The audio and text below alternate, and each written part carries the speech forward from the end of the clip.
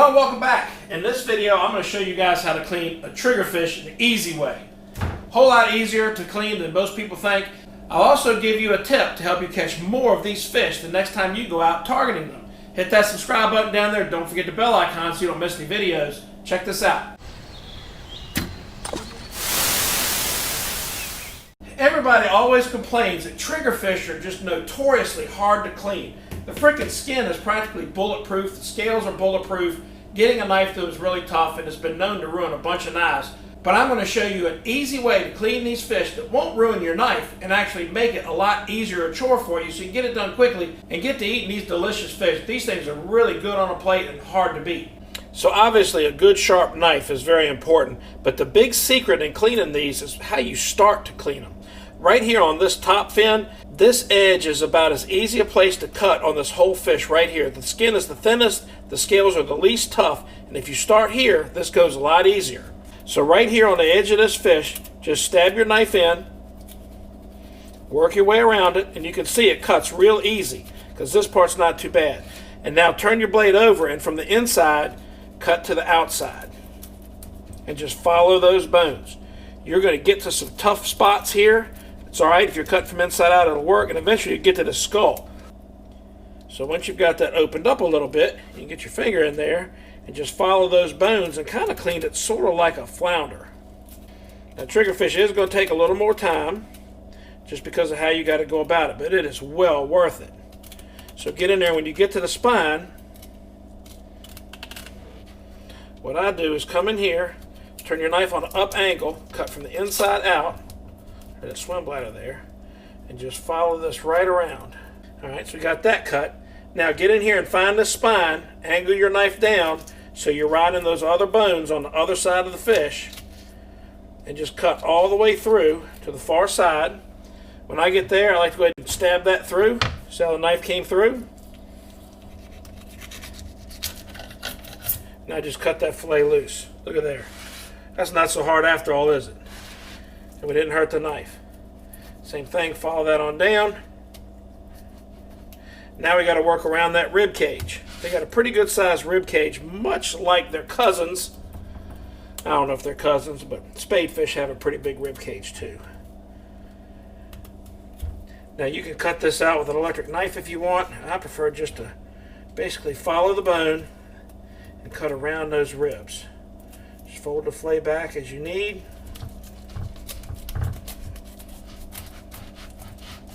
There we go. Fillet off. Cut from the inside to the outside. You can get up under there and take that skin off first. If it's set in the cooler overnight, this is actually a fairly easy task. I'll take my scissors and just run right around there because I want to get to that cheek meat that's on this fish. Good pair of kitchen shears really helps.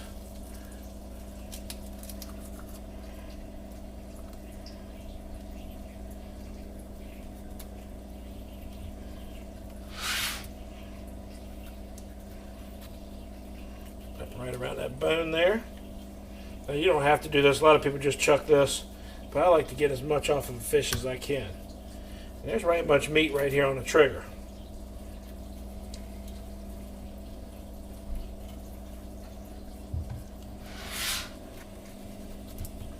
Now, is all this effort worth that extra few pieces of meat? I think so. You may not. But I'm just showing you the easy way to get to it. Now let's do the other side basically the same way. Stab him right there at the fin where the skin's the thinnest. Work your way down there, following the bone.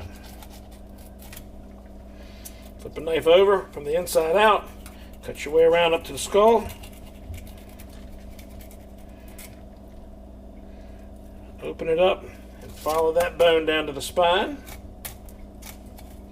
When you get to the spine, cut him all the way through. Fillet that off. Look at there.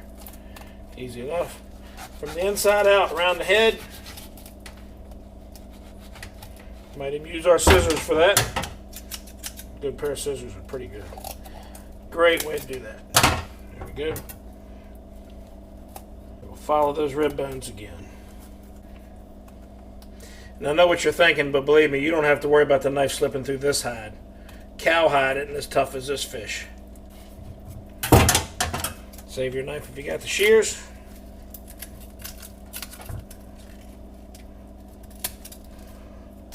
That fillet. Kind of like skinning a deer. That is how tough that fish is. Man, that dude's tough. Nice little chunk though. Some of the best meat you'll ever get off a fish is right there.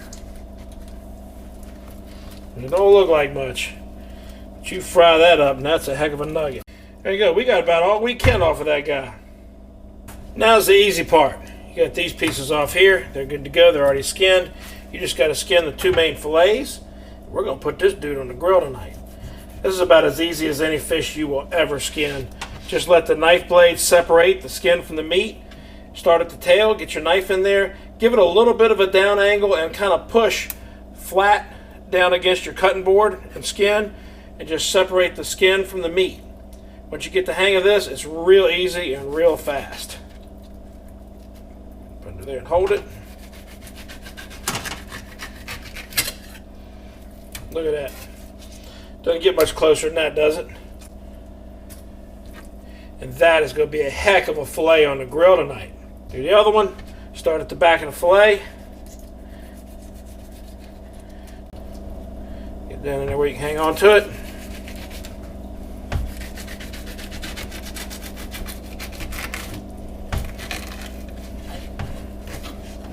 The shoulder out of the way.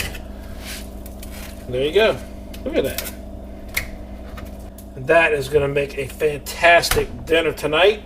And these go into the bag for frying later. So that's not so hard, right? And I did that slow for demonstration purposes on camera. When you're doing this yourself at home, it's a lot faster. If you don't cut out the cheek meat and the meat around the head, you can be done with one of these things in about 30 seconds of fish. It's really easy and it's really fast once you get the hang of it. And of course, as usual, I'll have links to the knife and pretty much anything else you need to do this in the description below. Now let me tell you how to catch a whole bunch more of them. Most people end up catching triggerfish by accident when they're fishing for flounder or black sea bass. And they're usually using a hook about this size, about the size of the end of my thumb. But check this out.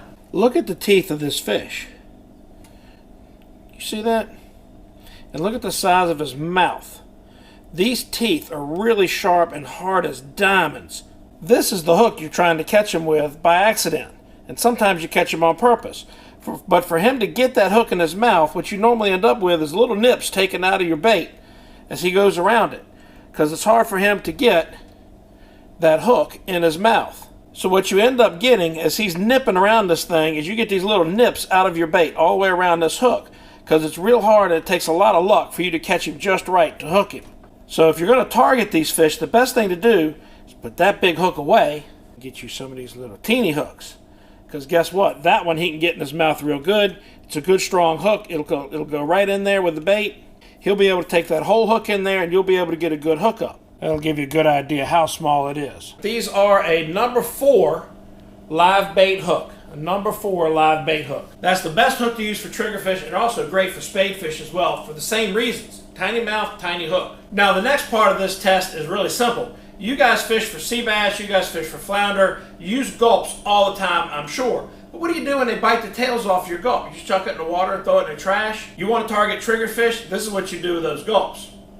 Save your scraps. Get you a nice quart jar like this and put all your bit off tails and grub bodies and gulp stuff in this with some extra juice and keep that for your triggerfish. When you find a school of triggerfish, go ahead and get those little tiny hooks out, cut little teeny pieces of these scrap gulps and put them on the hook and drop them down and you will fill the fish box with triggerfish. And guess what? They fight like a spadefish. This one's a citation and he almost won. I got him about 10 foot off the wreck and he pulled me right back down into it and got hung up. Luckily he got himself unhung and got to go home and get me a nice citation. So that right there will help you catch way more triggerfish the next time you're out. If you catch one, there's more on the wreck. Drop some tiny hooks down there with these little scrap gulp pieces and get you some triggerfish. They're as good to eat as anything you're going to catch. And now that you know how to clean them, you know it's no big deal. You don't have to ruin your knives.